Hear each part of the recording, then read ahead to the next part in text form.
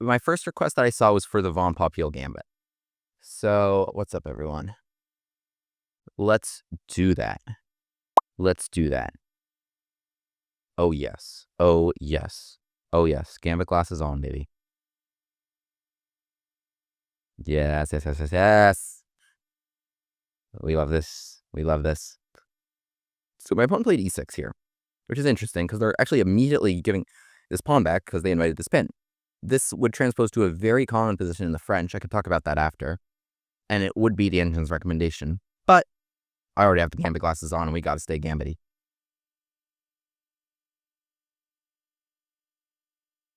Any plans for Black Mardemer? Great question. The answer is no, that this is better than the Black Mardemer.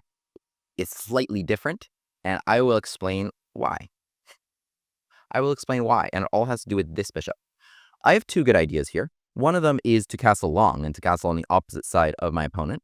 And I think that actually is the engine's slight preference. The rooks come to very nice squares, and there are a lot of nice attacking possibilities. This is also a lot of stuff that I am very happy to explain after the game. But, okay, interesting. Knight d5 is actually a very interesting move here. We have a lot to get to. What I would want, if my queen were already here, I would have this nice move, queen h4, threatening mate. But he beat me to the punch a little bit. And actually, we have an interesting decision here. If I play takes, there is takes. And then, well, that's going to end badly for them. So they should go e takes d5. But then I open this, right? Queen d2 is an option. Not my top option. All right, what we're going to do is something quite simple then, which is trading this. Kind of feel bad about doing it, but I wanted to come back to d2. Knight takes was not what I was calculating. Oh, are they asking for it? I think they really are. I think they just said, please, William, great gift me. That's what I'm hearing. Takes, well, king g8, queen h5 wins. Like resigns. So they have to play king g6 or king h6. It's a little tricky without the dark square bishop on the board in that position. Because their next move is f5. Thing is, I would do it in an instant if I wasn't giving up a great position. Like, it's like my alternative is, you know, quite good. But I think I have to, right? Like, I have the Gambit glasses on and everything. I mean, they're really daring me. Why would they say, please, William, do this? Why would they say? Okay, fine. Fine, fine, fine. You got me. I will take your bait. I will take your bait. You literally brought that knight to the square that says, please, great gift me. So king has to come to g6, or else you can resign. And here I had a few ideas. So queen g4 was kind of the most obvious. There's e5. And then I think... Okay. Think about e5 in that position. Oh, I have an 86 check. That's actually quite nice. So queen g4, we're still eyeing this, which is check annoyingly because I don't have this. But not having that is a blessing because I have this open. f5 I was expecting. No, I have an 86. I think they missed this. An 86 and they lose. Wait, 86 is a crazy move. It's a crazy move because it's discovered check. They hit the base of the discovery, which is generally a good idea. But 96 blocks the bishop. And forget about this queen. My next move is queen takes g7, checkmate. King h7. If they went here, I just need to make a quick stop on the way. And we got him. We got him with the great gift. Oh my goodness. These games are going great. These games are going great. Let's go. They needed f5, I think, in this position. f5, which hits the queen a little bit more directly. This is worth analyzing. I would step back queen g3. And then it's probably still very tough for them. I'm really not sure. Well, they have actually check in queen g4. Let's have a look here. Let's go. Oh, yeah. Oh, yeah. Okay. Okay. Okay. First, I want to analyze the Greek gift in this game. And then I'm going to get back to the discussions of this opening and why I played it this way. So we're going to skip ahead, and then I'm going to go behind because I'm just too interested in analyzing this, just the very end. So let's analyze the end of this first because I want to. Okay, it is plus 3.3 in this position, and that is because overwhelmingly a bishop takes h7 check. That is because bishop. Why is von Popiel better than Blackmore Deemer? Great question, and yes, I will get to that, which is a very interesting point. Also interesting is bishop takes h7 check here. Let's go. Let's go. So we gave that bishop, right? King takes, knight g5. All right. So if you come back just king g8, then queen h5, and this is unstoppable. The knight needs to be on f6. The knight needs to be on f6. The standard defender of a castled king, it would keep the queen out of h5 and would guard h7, right? Like my rook could take it, which is I think why they ran away. But here we got him. Like there's queen h7, bishop coming to f5 is another resource that can actually really stop the Greek gift in its tracks. Not a resource for them here, and they would lose. Is like, okay, I also have the rook in the game, so like this is mate. Typically, like you even have like this idea, boom, boom, boom, boom, boom. Oh, anyway, all checkmate here. Not an option for them to step back, but they can step up. So king g6 was a good move. I think king h6, like I have queen d2, but also like f7 is hanging. And then again, you need to defend for something. And here, it's already a situation where I have a rook and a pawn for a bishop and knight. Like, even if they got, like, the queens off in this position, it's actually still bad. They have no development and everything. So my risk here is low, and I'm also playing queen g4 and checkbaiting you. So king h6 is not even worth considering, I think, just because of knight takes f7, even if queen d2 is probably maybe a better, or queen g4 is an even better move than that. But just even the fact knight takes f7 exists, and white cannot possibly be worse. So king g6 played, trying to hang on to as much as you can. And again, this is what I was saying. Like, the bishop here would be nice to defend this knight. I don't have it. That's okay. Because we come out queen g4, which is actually a blunder. Interesting. Oh, the move here. This is good. And it's rare that their pieces are so bad that this is possible. But it's knight takes f7. Because it's actually very similar to what we were just discussing. I have here queen g4 check. They have no control over either of these squares. They can't block and they can't keep my queen out here. The king has to step this way. King h7 probably check and then take it in style. Take it in style. King h6 and just take here. Yeah, we're just killing him. We are just killing him. So knight takes f7 was the key resource. I missed it tragically and played here queen g4. So how do you defend if you're black? My opponent played e5, which actually looks like a really good move because you hit my queen and you're thinking like any square she goes to, like here, trying to sneak in there. There's actually queen takes d4 check. You've defended here and you've traded the queens. And trading the queens means there's no more attacking or up a piece in the endgame. Alas, I have this brilliant move knight e6. Check, block this. It's actually so nice. King h6, as I was saying, is the only other move. I just need to stop at g5 to force them into checkmate territory. So their defensive resource that was best here is probably f5. Yes. Oh, wow. You can really look at that. So f5 equals every other move. Second best move is plus 6.2. So talk about giving your opponent high move value, high margin for error, which is what we love to do. That means the distance between the best move and the second best move, right? Low margin for error is what I meant to say. That's what we want to do because they will make mistakes. We want their mistakes to be consequential. f5 here hits the queen directly.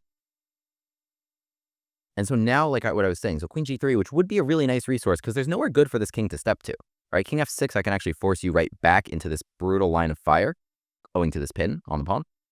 This is your only square, and then I would eat your queen with the discovery. And obviously you don't want to go here. I think I just go check, and then I can even come back there, maybe potentially. So that's not what you want to do. So this is a brutal line of fire. I think the resource black has here is the fact that this is check, which is really annoying. Otherwise, I would just kind of like win your queen if I didn't have to move my king. But now the queen comes to g4. Or no, it wouldn't come to g4, yeah? It would come to g4. That is the only way out. You have to see this. It's your only way. Yeah, it's your only way. Here, you have to be willing to give the rook. I don't know, queen's off or queen's off. So the king is not really going to get touched here. Everything stays defended. And they get away with this in an interesting position. They have a bishop and knight and pawn for the rook. Really lacking development, but they're not going to lose anything immediately. Like, my best option is to go knight here, which is kind of annoying. And so it's probably a situation where, okay, like I get this pawn as a result of that pin on the bishop. That's probably the most I can get for them being undeveloped because the queens are off the board, and so it's hard to get the king with the queens off the board. It's a huge difference. With queens on, king safety is most important. With queens off, passed pawns are most important, right, in an endgame. Okay, interesting line here. They had to see that, which makes me feel good about my attack and even my blunder of missing knight takes f7, which is a quite nice one with queen g4 to follow. Let's talk about the opening. Let's talk about the opening, the von Popiel Gambit. First of all, this position can come out of, first of all, even before first of all, zeroth of all, if you want to play e4, d5, whenever you face a Scandinavian, you can just transpose back into this against any Scandies, which is what I do. So if you are an e4 player and you don't want to give that up, that's fine. You'll get this against Scandies. If you don't even like your white repertoire that much and just want to play this opening every single time as white, pretty much, you can by just playing d4, and you're going to get this position one way or another, right? They could play knight f6 or d5 typically. You play knight c3, again threatening e4. Unless they're like a true King's Indian player, then they'll do it even if you don't play c4, which has certain drawbacks, certainly. Really, that's a Pyrrhic and not a King's Indian. They should play d5 here, and now you play e4, and I cover knight takes e4 on my channel, which is a sideline, but otherwise, after d takes e4, you are transposing to this position. Here, here, here, here, and here, which will probably happen the vast majority of your white games if you want to, after d4. So, this position, why do I recommend playing bishop to g5 before playing f3? Great question. Because if we look at the database, even after the popularity of my von Popiel stuff, f3 is actually way more common than bishop g5, even though the gap is closing a little bit. f3 is just very simple gambit to play.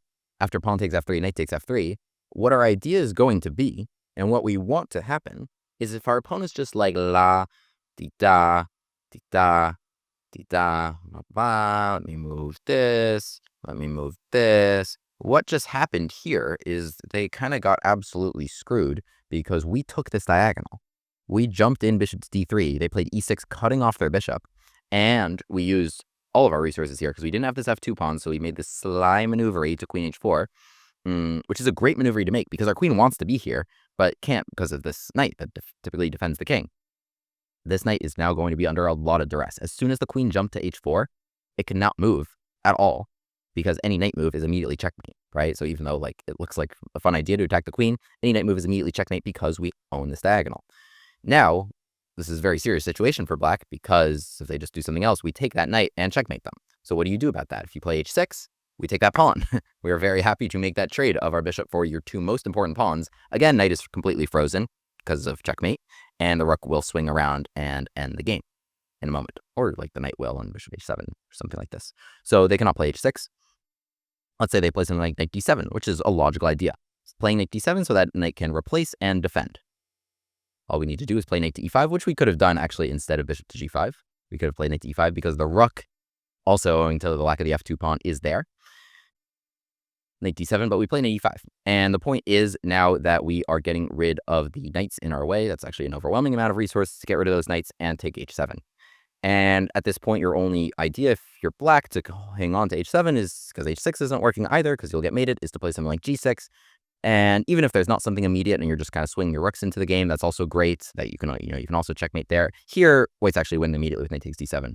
Knight cannot recapture because that will be lost, and queen takes. Okay, that is very lost. So this works out really beautifully. Alas, this is what most black Martimer players want, but the most common move in this position is the best move, which is, well, bishop to g4 is okay. Wow, I thought bishop g4 is okay, and it does get the bishop out here where it can be a fighter. The best move here is bishop f5. Bishop f5, and suddenly we don't get this diagonal, and we needed that diagonal, right? If we didn't take it, then what is our queen doing here? Nothing. There's no threats, nothing, and just like this is annoying. Like now you have no choice but to leave, right? So that sucks. Otherwise, like what most people do is they just propose this trade. But again, with that trade, even if they're like walking right into what you want, there's no threat on h7. It all started with the fact that we took this diagonal first. So the issue is like immediately after trading, they can just play bishop f5 and take that diagonal. That is the big issue. That is the big issue. What can we do to make sure that bishop f5 and pawn takes f3 are bad moves? This is kind of what I was thinking about when I was looking at this gambit and developing this theory. What if you just von Popiel with a knight instead of a pawn? Great question. I'll get to that. So We play bishop to g5 right now. Bishop to g5. Why is this a very nice move? In the game, my opponent plays e6, right? In the game, my opponent plays e6, and I note they are immediately blocking this bishop, so any move, e6 or knight d7, now I'm happy to play f3 and go back to knight takes f3. They blocked this bishop in, and so we got this nice attack, right?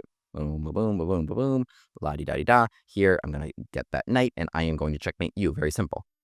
And this comes out, actually, out of a number of my gambits. If they don't block that, if they do something smart, like not blocking this bishop, then, okay, we need to reevaluate, and I'll talk about that in a moment. Okay, what if they just play bishop f5 right now, right? What's the difference? Here, takes, knight takes f3, looks like the same position.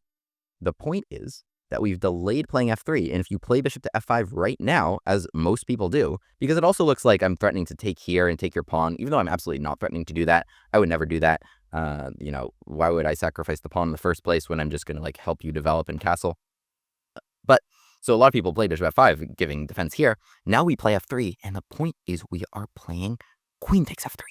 Queen takes f3. Suddenly with bishop f5, you've actually made this and this unprotected, which our queen takes excellent advantage of. We are ready to castle very quickly. I'll show you, like, for example, the most common moves here. The most common move is actually bishop c8, which is not a good one. It's actually even worse, though, if you let me take this. It's not just like me fishing for a pawn. It would be if, like, you were castled and ready to bring your rooks here and counterattack me. You are not ready for that. Instead, what's going to happen to you is I am just going to take this or something. You can't take with the knight because you will lose your queen. You can't take with the queen because you will lose your rook. So you have to take with the king, and then you will lose your king once I jump in here. So it looks pretty bad for you. Look at this, check, right? Sucks. You can't take back with that ever. So it's not just a pawn. It's pretty brutal. In conclusion, you must play something like bishop to c8. I'll talk about, I cover better ideas in the actual original video. But now here after castles, right? Now, okay, you're like trying to develop e6, but you've wasted a couple moves here. And so, you know, this can just be really brutal after d5 just tears open the middle of the board. And black can lose very, very quickly here. Like you can imagine here, knight takes d5. Okay, pins everywhere and lots of fun stuff.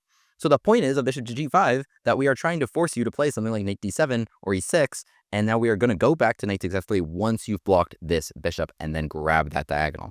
Else, you play bishop to f5, you are walking right into queen takes f3 territory. And I cover all these lines in the original Von Popiel video on my channel. Yeah, so full breakdown of how to play that. The black does have some good options here, like knight d7, which is an interesting idea, trying to not take the pawn. It's a rare one. We are going to force them to take the pawn, spoiler alert. So that is like also fun stuff. But yeah, there's really no easy way out. And so it is a much improved version of the Black Mar Deemer. Subscribe if that goes on YouTube. William Wgraif, the Gambit man, takes his seat at the board. e4, e5, knight f3, bishop c5. The Bushgas Gambit on the board. On with the Gambit classes.